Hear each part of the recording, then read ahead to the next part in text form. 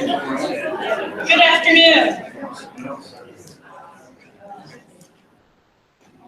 Good afternoon. Thank you for joining us this afternoon. I know it's been a busy week of meetings, so appreciate that you've taken the time to come together with your fellow colleagues and for our first all-staff meeting of the year. For those of you who I have not had the privilege to meet, my name is Lisa Brown Cornelius, and I have the honor of serving as the chair of Staff Council this year. So welcome to our first meeting, and I'm excited that you're all here. We know that we wanted to start off with a welcome. We know for folks who have been at John Carroll for a while, you've seen the evolution of Staff Council over the past couple of years. But we also know by looking at the audience, there's some faces who are new to us. And so just to share, Staff Council, we are going in year 3, 4, and talking about how do we represent the voice of the staff to the university community, to senior leadership team. How do we make sure that the needs of staff are advocated for and shared more broadly. So Staff Council is your opportunity to have your concerns brought forward as a staff member on campus, and our role is to advocate for those on behalf of you. We also serve the role of promoting staff morale and making sure that communication occurs for staff across campus. So for those of you who are new to the university, welcome. We look forward to getting to know you. And there are opportunities to become involved in Staff Council. So if you want to get involved from the beginning, we'll talk about those at the end. We'd like to start our meeting with a mission, moment, and reflection. And so I'm going to turn it over to Lisa Ramsey from the Office of Student Engagement to start us off.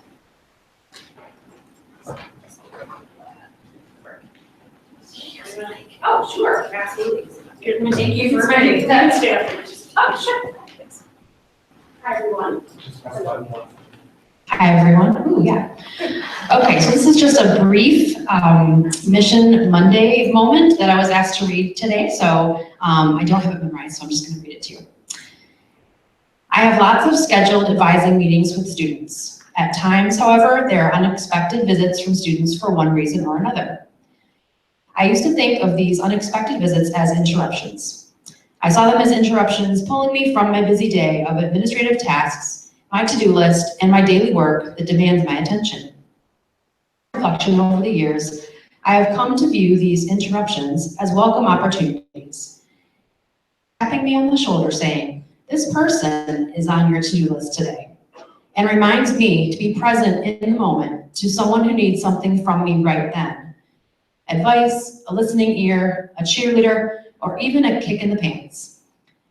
Being open to these opportunities to shift my attention has brought me great joy over the years, even more than completing my to-do list.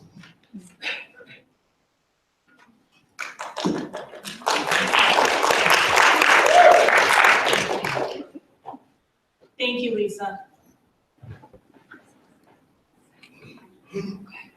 So as is written in our Constitution, we like to begin our meetings with opening the forum to those of you who are here to see if there's any questions or things that you'd like us to discuss as a large group, or things that you'd like us to consider. There may be some questions that we'll say to you, we're going to cover those in the agenda and we'll come back to them, but are there any things that folks would like to surface at this point before we move through our agenda for today?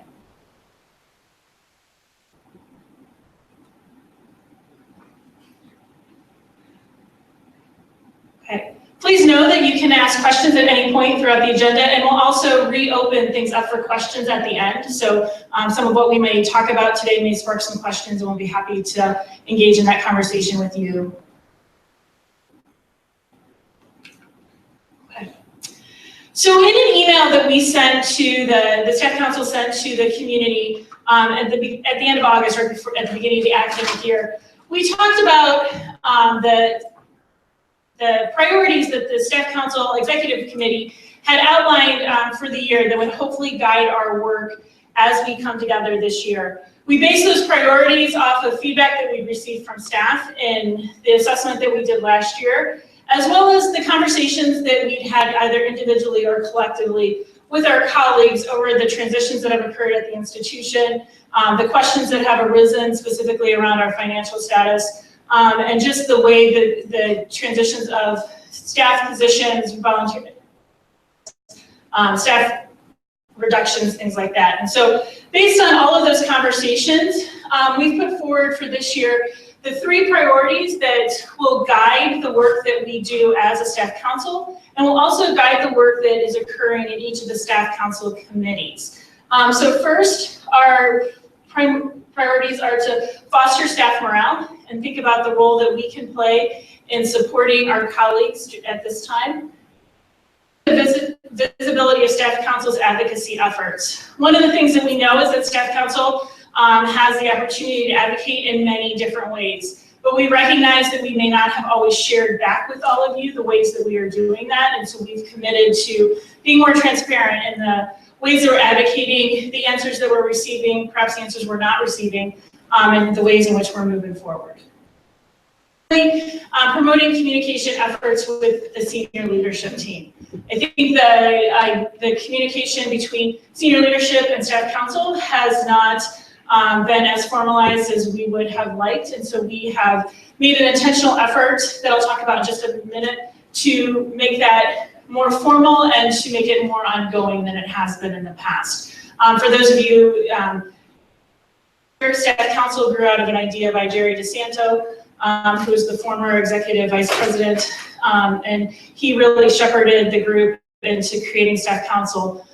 When he left the university, the relationship was there, but not as cohesive as I think we would have liked. So we're working to increase those efforts. Okay. So to share some progress on the priorities to date, one of the main ways that we're looking at opportunities for staff council to advocate for our fellow colleagues is the appointment of staff members to university committees. So there are staff council appointed individuals to all of the committees that fall under the university governance structure. Strategic planning, resource allocation, educational administrative policy, and the student learning experience all have staff council appointed members. We also have staff council members appointed to most of the committees, the Career Learning Commission, our accreditation process. That's going to be one of the opportunities I'm going to talk about at the end. If you have an interest in accreditation, we need some folks to help us out there. But we do have a staff council voice in that way. Staff council, or staff members appointed to the board of directors committees as staff resource persons. So the board of directors has resource persons for both faculty, staff, and students. And so we have been able to appoint folks to those committees. So that is a huge step forward for staff members to have voice on those committees. And that is due to the effort of the staff council members who have come before us and have created those opportunities for those of us who are able to sit on those committees now. So we're excited about that opportunity for advocacy. One of the things that we have committed to as the Staff Council Executive Board is promoting and sharing information with those members who are on those committees, so sharing updates from Staff Council, questions that have come forward, areas where we may need some advocacy and questions asked. So that's how we're working together there. As I mentioned earlier in our priority, we have made some effort or ground in establishing a strong working relationship with senior leadership team. Dennis Harza has volunteered and we have accepted to serve as the liaison between staff council and the SLT. So Dennis was very clear in noting that this is not a reporting relationship, nor is that a relationship that we as staff council want, but that we want someone on senior leadership team that we can, as staff council, ask questions to, bring issues forward to, and ask that he shares that with the rest of the members of the senior leadership team. To that end, Dennis spent about an hour and a half with this executive committee of staff council last week. Much of that conversation was previewing what he shared yesterday at the university forum, but it gave us an opportunity to begin to ask some questions, challenge some of the things that were being said, and think about the ways that we can continue to develop this relationship. I know that our goal out of that meeting with Dennis for the executive committee to provide Dennis with some additional questions that we've come up with, as well as invite Dennis to attend full staff full staff council meetings, and perhaps come speak at one of these all-staff meetings. So we're going to continue to see where how that relationship develops and how the best way we can use that relationship to advocate for the needs of staff. And finally, another priority, which Eric will spend some time talking about a little bit, in an effort to contribute to staff morale, we are establishing employee resource groups. And we'll talk more about that, but we know that it's an opportunity for us to give staff members with different identities and a place to connect and network. And Eric will share more about that effort in just a few minutes. Okay. So before we go on to some more reporting, we wanted to open the floor a little bit, knowing that Staff Council Executive Board, with the guidance of our colleagues, has put forward our priorities primarily around improving morale and increasing the trust of the senior leadership team. We wanted to open up to all of you to see if there are ideas that you'd like to share with us or ways in which you think we could better do that for and with all of you.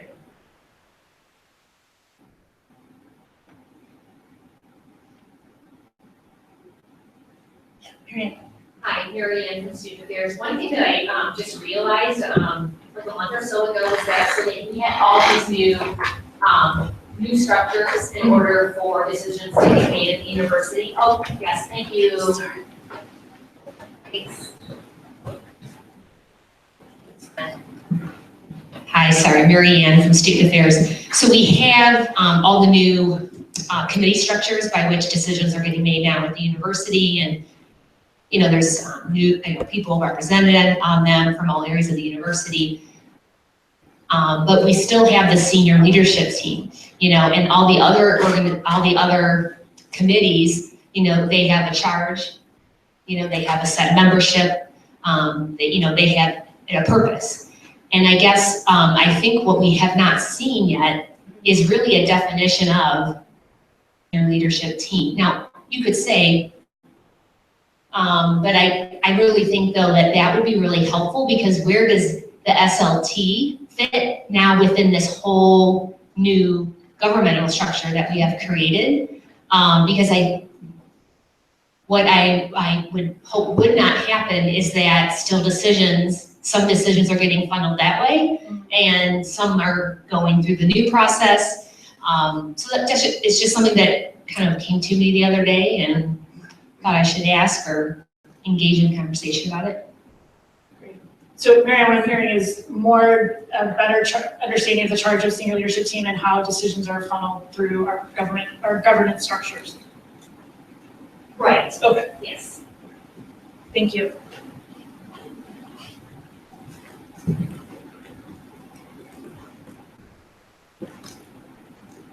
And I know Megan and other members of the communication assessment team are taking copious notes, so we'll be able to follow up on all of these things.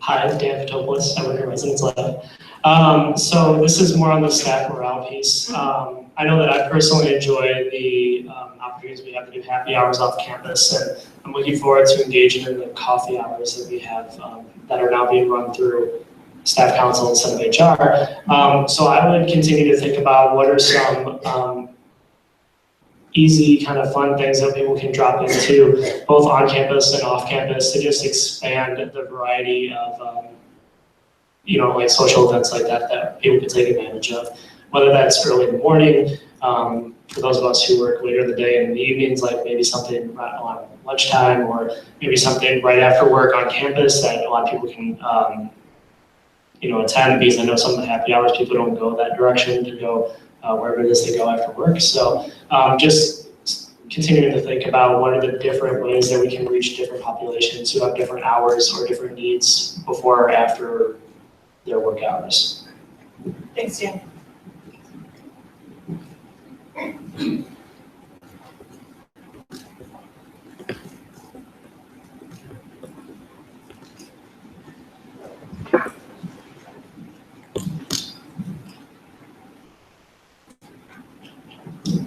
My name is Salo from Diversity and Inclusion, and one of the things that I feel would be important terms of staff morale and also increasing trust is that once upon a time, the senior leadership team talked about having resources for folks who were not impacted by either termination or being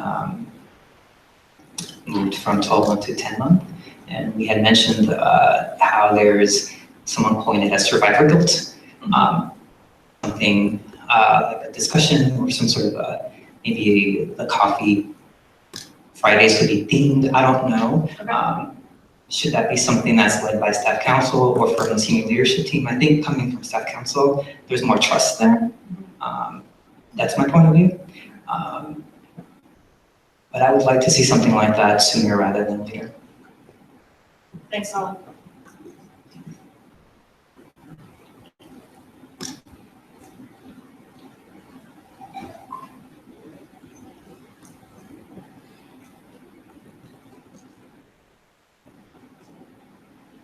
For the suggestions that were given. At the end of our meeting, I'll have information about how you can continue to contact staff council. But I ask you to continue to think about this question, and if there are ideas that come to you, please don't hesitate to contact staff council through any of the mediums that we provide. We want to advocate and work on the best interests of our colleagues, and so we know that the collective ideas are better than the ideas that we may come up with. So please feel free to share those ideas with us. Okay, at this point I'm going to turn it over to Eric Eichhoff to talk about the employee resource groups.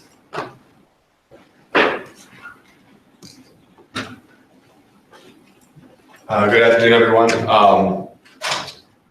The employee resource group idea, you may have heard of it, also known as affinity groups. We've moved away from that terminology, and Solomon Rodesna really championed this idea 2 cycles ago in Staff Council, and it just never got off the ground for one reason or another. And this year we really decided to make sure this was a major priority for our community. And the credit to Salo and then our co-facilitators who are working on an ad hoc committee, Sloan Cargill, JP Gralty, Gil Rousey, Lonnie Stouffer, Sue Grazia, Chelsea Gerken, and Brunel Neville, all comprise an ad hoc committee to create the mission, vision, and purpose and goals for our employee resource groups.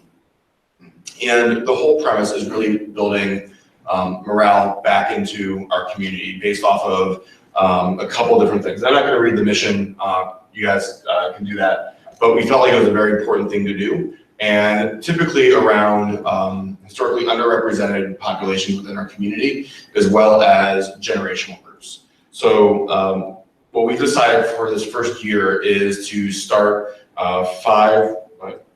6, sorry, we started with 5, now we're at 6. 6 different employee resource groups based around those 3 underrepresented populations and then 3 generational groups. So the LGBTQ+, staff of color, spiritual diversity, the boomer generation, Generation X, and the millennial generation. And the individuals I mentioned earlier are serving as co-facilitators for the employee resources groups. Their main premise is to hold 2 meetings per year and 2 other outside events, whether that be going to the art museum, doing a speaker series, and then doing a conversation afterwards, to really just bring those members of the community together. We're open to anyone who's a staff member within the John Carroll community out about these groups. We're going to obviously announce them today, and if you're interested, you can contact either myself or Salo about getting involved. We're going to send messages through targeted emails to the entire community about, rather than just a blanket council, it'll be specifically about ERGs, and also in the inside JCU. So we're really hoping that our membership and our community really rallies around these groups. We think they have a significant purpose within our community, and 6 that we are trialing. And if there are other groups that kind of bubble up eventually, we'll as staff council, discuss those groups and see how we can best support them as well. Any questions? Solid, did I miss anything? All right. Thank you.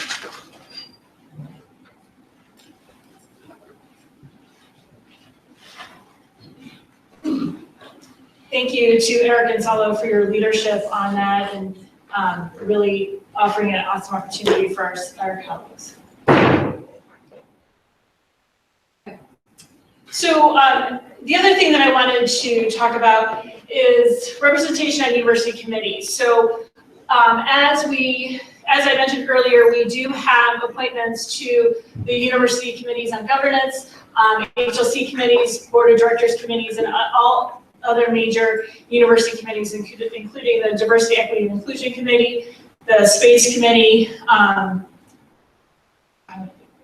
escaping, some of them are escaping me right now. Basically, there's 25 different committees on which staff council members are appointed.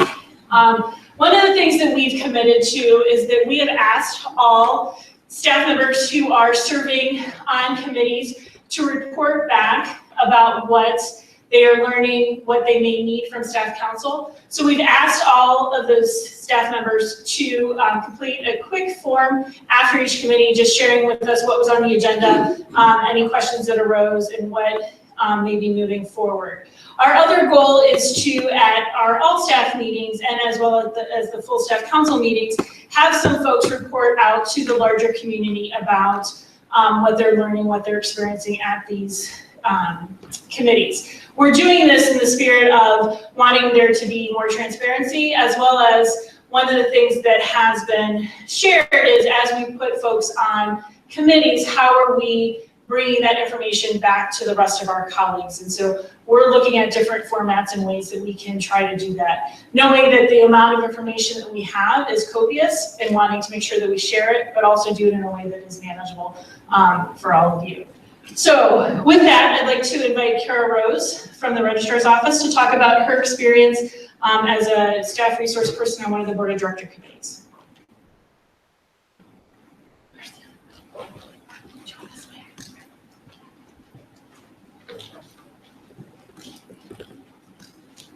Hello, as Lisa said, I'm Kara from the Registrar's Office, and I have been appointed to the Academic Affairs Committee of the Board of Directors. So I am the staff resource person for them. We had our first meeting, I think it was just last week. So at the meeting, it was myself, a student representative, the head of faculty council, obviously the board members, the head of the library, a representative from the provost office, Dr. Santilli, the interim provost, and representative from enrollment. So after the introductions in the room, they approved their minutes for last December, which was their last meeting. And then the chairman of the committee, the board member, gave some comments and kind of had us think about our following conversations in obviously an academic frame, especially since the restructuring and the HLC have been such, felt by so many people. He wanted us to keep academics in mind, obviously. And then each resource person was invited to speak about what was going on. So I was able to bring up the priorities and the progress that Lisa just discussed with you all.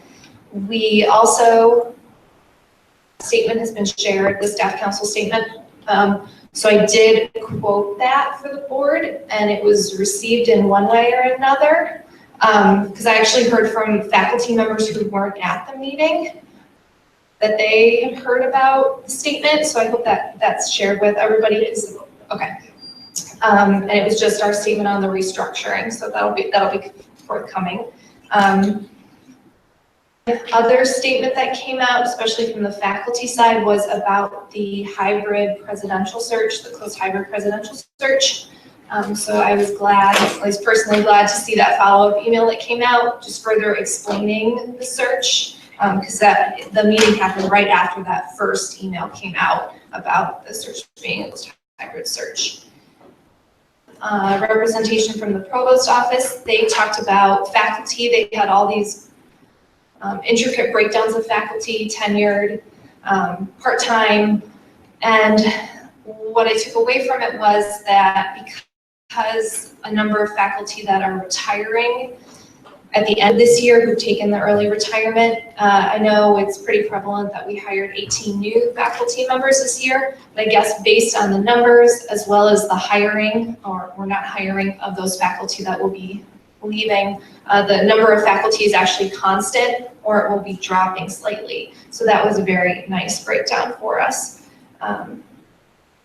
Spoke after that, they obviously talked about how we met our number of deposits as well as the number of students who are staying in residence halls have increased, but also our numbers of commuters have increased lately because of the way the past couple classes have worked out. So again, that was a very intricate breakdown, and I'd be happy to share you this documentation. You know, everyone had a handout. And then Dr. Santilli spoke about his goal for the year ahead as the interim provost.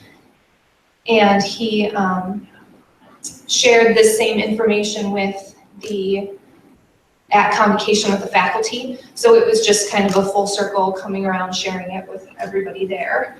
And then the board entered the executive session, so we left after that. And then the full board, all the committees combined, met the next day.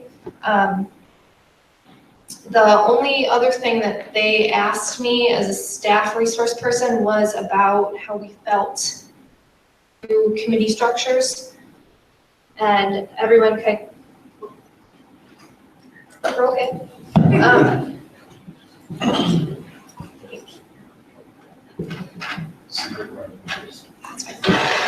And everyone kind of agreed that the structure is just too new at this point, since the committees have just started meeting. We're anxious to see what the output is, but it's still new. So the board knows about it, and they're, I guess, waiting to hear responses about the committees. So it was a very interesting, eye-opening experience. So I'm glad I was there.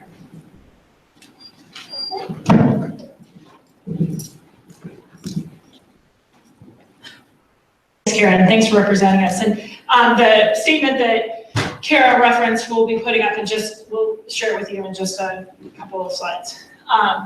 So our goal is that we will have reports like Kara's at all of our upcoming meetings, and we'll try to move it around to the different types of committees that we are represented on. And if you're interested to see who a representative on a committee is, all of that information is on the Staff Council website. So if you're thinking about something and want to share it with whomever is representing us on those committees, please take a look there and send them an email or contact them and ask them to maybe ask a question or advocate in a certain way. Okay. The other piece that I want to share with all of you, and Kara mentioned it as well in her piece, privilege of serving as the Staff Council appointed member to the Presidential Search Committee. And as the email from Mike Merriman, the board chair, indicated, there will be an additional member of the staff appointed to the feedback group for the Presidential Search Committee. So that appointment will be forthcoming. I have been consulted in that appointment, and so have talked with staff council members about recommendations, and we'll be putting forward some recommendations based on that. To offer, and we can have some conversation about this now, or if folks need some time to think about it, we do have the opportunity to have individual time with the finalists, the 3 to 5 individuals who are identified as finalists in late October, November, to sit down with them. And so I want to put it out to all of you. What are the questions that you think we should be asking our next president? What are the things that are important to all of you that you think that those of us who are going to be sitting down with these individuals should ask them on behalf of staff? It can also encompass both our role as staff members, but also our role in the work that we do primarily with students and for students. So I'm open to taking any of those questions at this point, or if you want to think about them, I invite you to email them to staffcouncil@jcu.edu, and we'll compile a list, and those of us who will be meeting with the presidential candidates on behalf of staff will use those as a guide for our conversations. So any questions come to mind initially?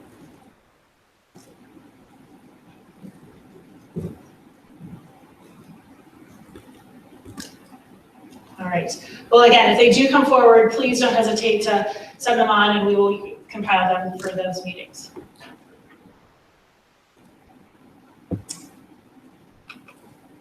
Okay. So at this point, I'm going to turn it over to some of the vice chairs to talk about the things that are happening on the committees that we want folks to be aware of. So I'm going to turn it over to Megan Wilson-Wright, who's the Vice Chair of Communication and Assessment.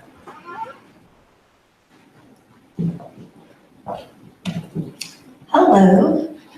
So the Communications and Assessment Committee is, we're the ones responsible for transparency and of information and measurement of progress. So we're the ones who really take that charge of getting the information from people and to others. So to that end, we're doing a lot of different pieces. One of them is trying to take minutes at every meeting and get them out to you in a timely fashion. So you can find those on the Staff Council website. We're also recording all staff meetings, as you can see. Hi to everyone watching at home. And then we're also sending out monthly e-newsletters, which you should already have received a couple. And then maintaining information on the Staff Council website and trying to keep that as up to date as possible. So if there's something on the website or something in the newsletter that you have questions about, you can send them to me or you can send them to staffcouncil@jcu.edu. But any suggestions that you have, I mean, this is our opportunity to be the link in all of these pieces. So we really want to be the ones facilitating the flow of information. So if there's anything that you want to see that you're not seeing, let us know and we'll try to make it happen. Making sure that we do is assessment. So we know that assessment was a big piece of the HLC report and that we want to continue to maintain a high level of assessment and measuring our progress on the goals. We listed the 3 priorities that we have for the year. Priorities are going to be measured with measurable goals and performance indicators. And so you'll be seeing links asking you to do staff surveys and other kinds of assessments. And we hope that you'll participate in those because those help us to show how we're making progress on those goals. So any other questions about our committee or anything? Yes. Thanks, Megan. I'll turn it over to Eddie Carrion for community building and networking.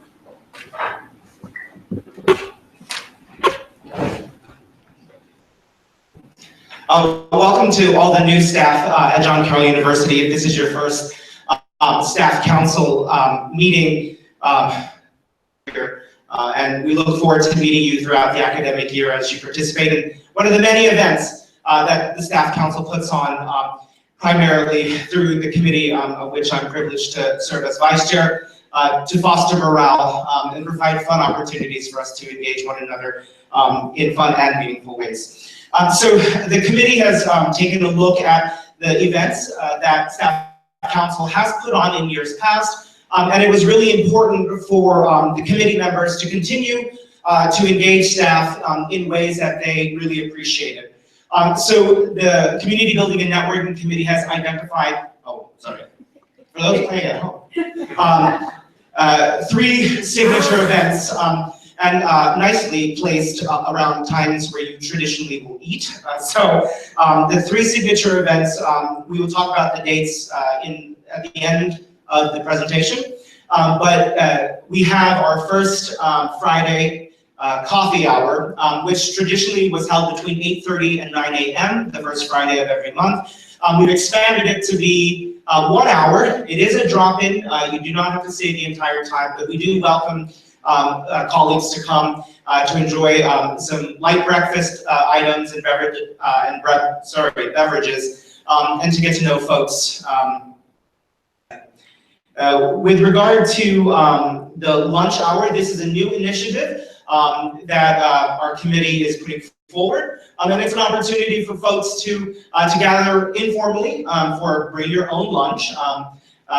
We would create a space where you can engage each other in conversation. We're considering having board games or cards around if folks just want to gather socially at lunch, especially when the weather starts getting cooler, which is probably not anytime soon. To be in community with one another and us creating a space to do that. signature event that we will continue is our happy hours. Andrew Franchak asks me daily when the next one is. So the spirit of this is to provide folks an opportunity after work, so it begins at 5:01. The priority here is obviously providing yet another space. Staff council will cover the cost of appetizers, and it is treated as cash bar. Something that we're trying this year is to support local businesses. So at the end, we will have more information about the first happy hour coming up in a few weeks, but that is our primary purpose. These are all monthly events. So October will have all three of these. We want to make sure that we give folks some semblance of consistency in terms of things they want to participate in. There will be several regular engagements through one-time events. Oftentimes, these are in collaboration with other offices or organizations like Alumni Relations or Mission and Identity. We are very much taking time to explore what are, to Dan Fatopla's point, meaningful ways that we can engage, as well as diversifying the times that they're happening and the ways that people engage in terms of their time commitments. One of the things our committee is very much open to is exploring new opportunities to engage staff. So I know that this is kind of the chorus, but if you or colleagues have ideas, please feel free to submit them to staff council, because it is important for us that we are responding to the needs of our community, particularly with focus on fostering community and finding different ways to do that. So thank you very much. Thanks, Eddie. I'm going to return over to Brendan Dolan for membership, governance, and finance. Thank you. Good afternoon. I'm Brendan Dolan, no affiliation with the buildings. Thank you for being with us here today. I'm Vice Chair of Membership, Governance, and Finance, which is, of course, the most exciting committee that we have on Staff Council. So very glad to be representing this group. Different things in our committee. One of the first is always making sure that we're in good fiscal standing as a council. So we have reviewed the budget from last year, made some based off the good work done previously, and then asked all the other vice chairs and committees and ERGs to put forward what they thought would be their spending for this academic year. So we've made those allocations based on those suggestions. The subcommittee reviewed those, and we'll be putting those forward. Our membership, we're kind of reviewing a couple things. One is just what tools do we use for elections? How do we make our election model sustainable and simple for that our staff can participate without much of a commitment besides placing a vote. So how do we do that looking at next semester? And all of our positions in our organizational chart are available on the website. Thank you, Megan. So please feel free to review all of the people representing you and what positions they hold. And we've had a few people transitioning out, given the situation happening at the university, and what we've been doing is following our constitution and in their absence, looking at doing appointees approved by the executive committee. So just to know that those vacancies have been filled and continue to be filled as we move forward. Lastly, one of the charges for our area is to do an annual review of our constitution. We've picked up the work done by an ad hoc committee last year who was proposing to pull out much of our constitution and create a separate document that would actually be our bylaws. So currently we only have a constitution that also it holds all of our procedural information. So we're in the process of pulling it out, creating a separate document that really has two substantial components of our roles and our procedure and our purpose. So that is being done by the MGF committee, and we'll be submitting that to the executive committee for review before the end of October, and then we should hopefully have two new documents, a shorter, more concise constitution, and then a bylaw that'll include anything from potentially changing where open forum is in our meeting, to also the ERGs and what their mission and purpose is. So that's the role that we have going. If you have anything for our committee, please let us know. Like I said, exciting things going on our side of the committee. So thanks for your time. Thanks, Brendan. Julie, for mission and advocacy.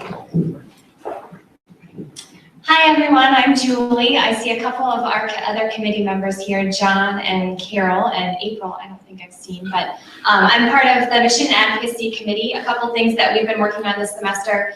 You may have noticed in Inside JCU on Mondays, we have a Mission Monday, and Lisa read hers for our opening reflection. So if you're willing to write a short 100-word reflection on how you live the mission of John Carroll University in your daily role as an employee here, we'd really love to share that with the university. And we, for Mondays, to kind of have a moment for you to start the week off thinking about mission and thinking about how your role as an employee here has to contribute to that mission. So would really love to see your submissions there. So the next thing is I've been working a lot with Tori and Leslie in HR to colleagues. We've had a lot of turnaround, as we know. So Staff Council has really worked to take on the project of Campus Colleagues, which is matching existing John Carroll employees to incoming colleagues. So if you're willing to be a part of that process to welcome those colleagues, meet them for meals, and just kind of be a resource or a mentor or just a point of contact for them, that would be really helpful. Just to welcome those new community members into our campus. So if you're willing to be a part of that, please let me know. And the last thing is something that's had a little bit of crossover with different committees. We've had some people reach out and look for some clarification on what mission leave really means, and a couple different opportunities for what folks think could maybe fit into what mission leave is all about. So that's a conversation that I'm having with a couple different vice chairs about getting some ideas about what, just getting some further clarification on what that means. So stay tuned for some of that. Thanks, Julie. And then I'm going to turn it back over to Eric to talk about recognition. So as you can see, Megan Zerk was our vice chair at the start of this most recent term. She's left the university, so we had a vacancy. And Lisa asked if I would step into that position until we find a more permanent vice chair. We really haven't had a ton to say as of right now. We're actually meeting tomorrow afternoon for our first meeting. But what I will say is we're going to continue the work that the Community Building and Recognition Committee that was the previous term got split into two.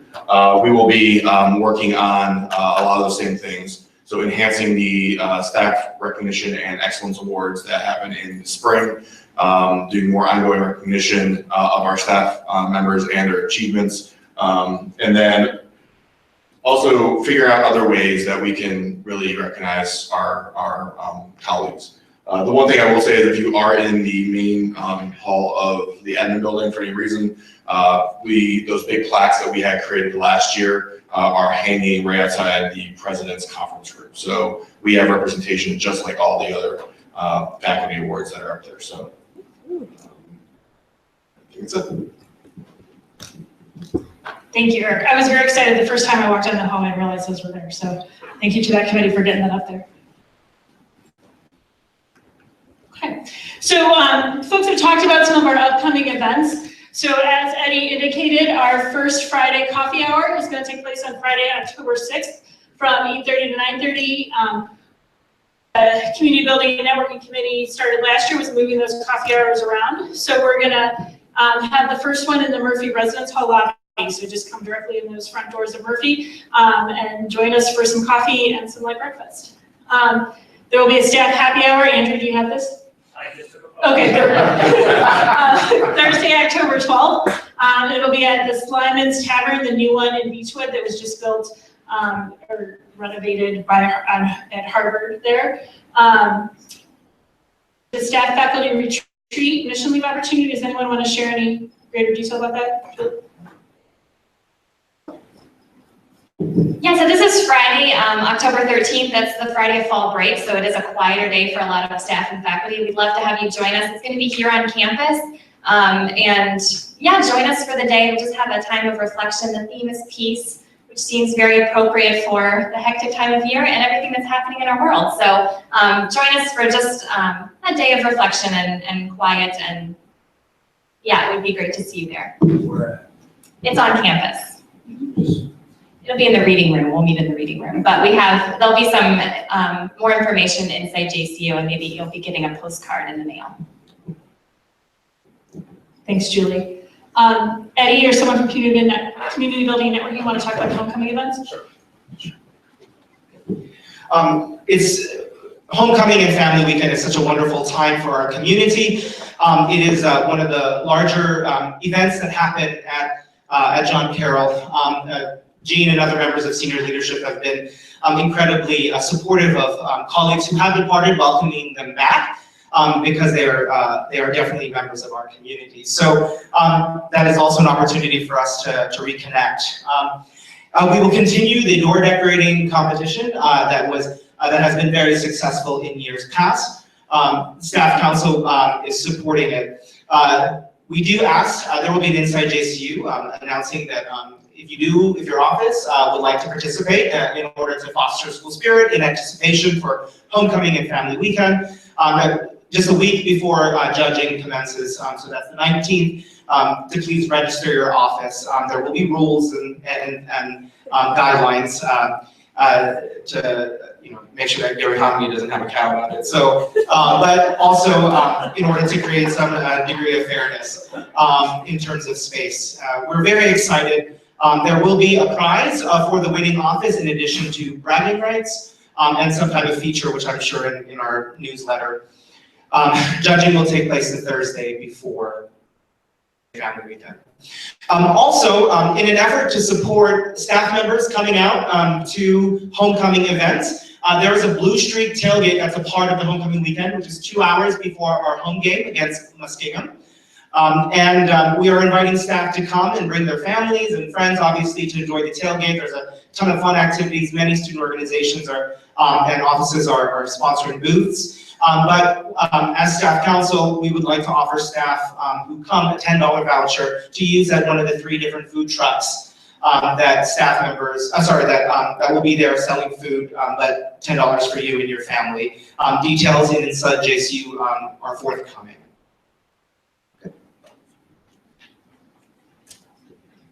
Thank you. And we will be sending out updates about all of the stuff through Inside JCU and through emails, but we wanted to make sure that we shared it all with you today.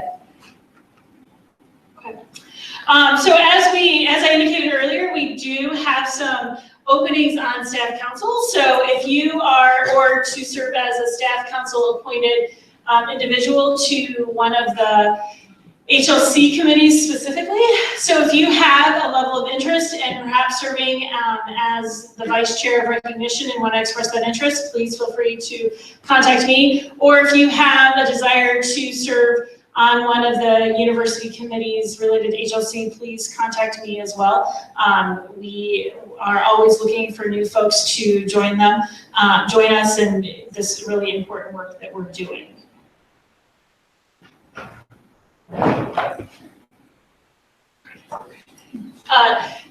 We just had to make one adjustment to share the statement with you that Kara referenced. But if you are interested in staying in touch with Staff Council, again, our email address is staffcouncil@jcu.edu. And also, in all of the emails that have been sent out from Staff Council, there is a button that may have questions on it or something like that. If you connect there, you can send us an email, or it also connects to our feedback form, which can be found on our website. And we created that feedback form for 2 reasons. One, as a way for folks to share information with us, and 2, it provides our colleagues, the opportunity if they want to share something anonymously with us. So you can fill out the staff feedback form with a question or a concern. We encourage you to include your name so that we can get back to you with a response, but we also give you the option not to.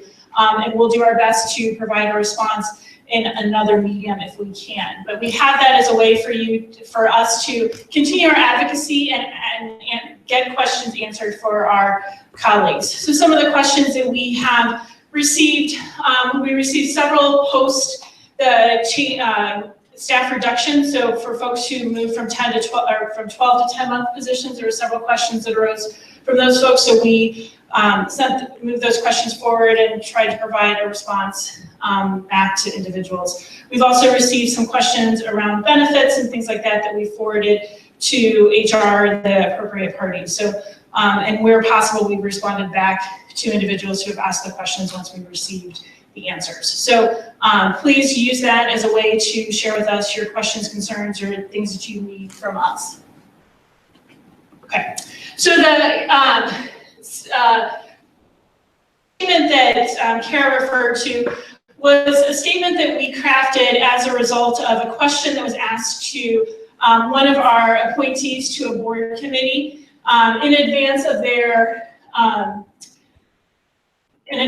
board meeting. This staff member was asked by the convener of the group to be prepared to respond to the question of how is staff feeling right now after the structure and financial things that have occurred, and what is how are they feeling about the level of transparency and communication between senior leadership team and staff. So this is the statement that was crafted that we shared.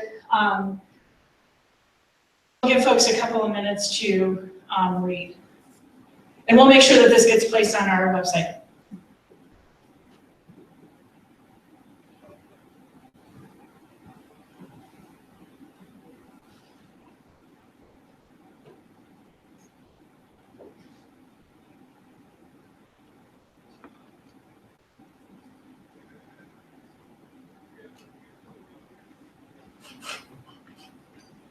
Oh, they got a meeting in here.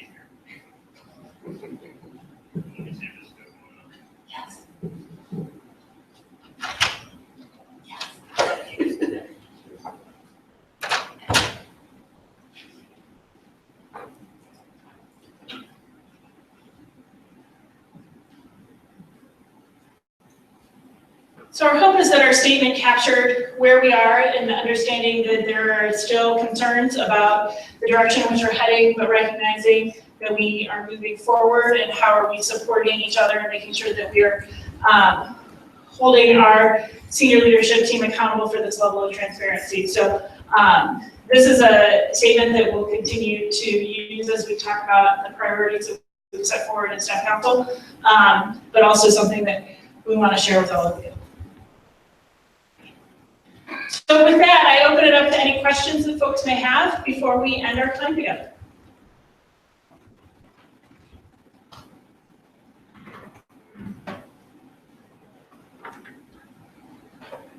Yes, Karen.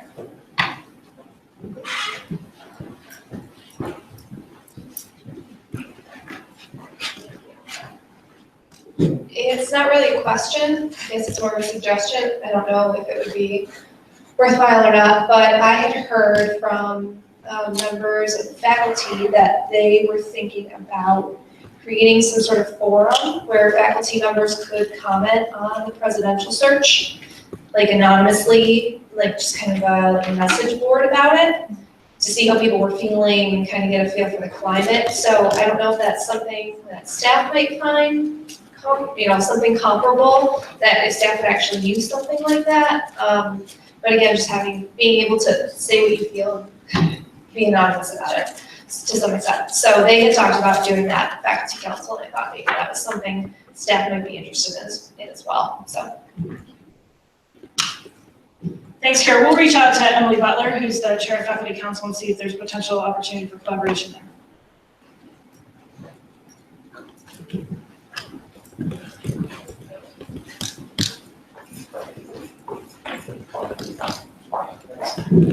So I was reviewing the email that they sent about the closed hybrid search, and based on my count, which I don't remember the exact numbers, it seemed like the faculty representation grossly outweighed the staff representation on the council. So I was just wondering what, if anything, staff council had in mind to address that imbalance. Thanks for that question, Dan. So the number of faculty members who are on the presidential search feedback group, that information was just shared yesterday. So there is a discrepancy between the number of faculty and staff. As was shared in the document, they're trying to keep the feedback group small, but that doesn't necessarily explain why there's the difference in the numbers. So as Staff Council Executive Committee, we've been talking about it and are working on a way to respond and ask that question. So we're on it, we just haven't figured out how we're doing it yet, so we will ask the question and share it as we're able.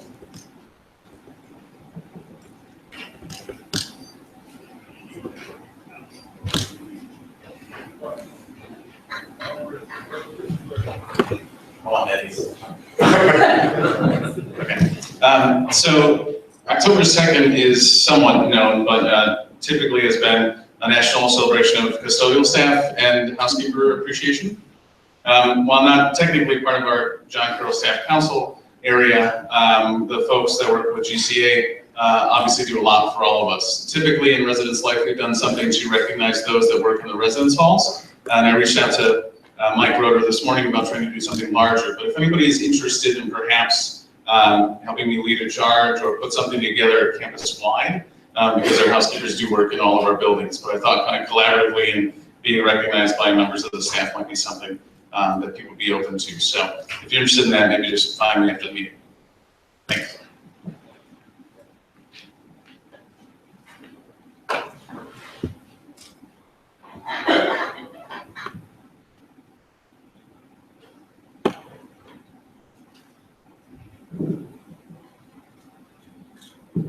All right, well, thank you very much for your time today, and please, if you have questions, please see any of us after the meeting or contact us through many of the venues that we've shared, but we appreciate your spending time with us this afternoon. Thank you.